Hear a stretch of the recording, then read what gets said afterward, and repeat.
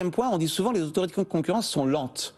Elles sont lentes, je ne crois pas, parce que regardez en France, alors c'est vrai qu'on a un outil qui n'existe pas en Europe. Il existe, mais il est très compliqué à mobiliser, qu'on appelle les mesures conservatoires.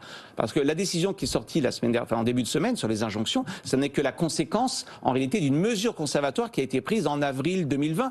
Mesure conservatoire, ça veut dire qu'on a été saisi en urgence et on a répondu en urgence. Donc quand on me dit le temps des affaires n'est pas le temps juridique, pas en France. En France, les mesures conservatoires, vous pouvez saisir l'autorité et assez rapidement, l'autorité, si elle estime qu'il y a une probabilité assez forte d'une infraction, et dans l'attente de la décision au fond, elle peut vous enjoindre. Donc attention à ces deux mythes que j'entends souvent, qui est les autorités de concurrence sont trop lentes.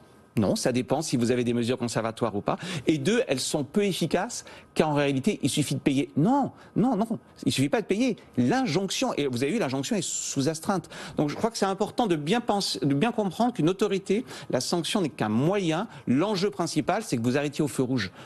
C'est pas de vous sanctionner. Donc ça, c'est vraiment extrêmement important.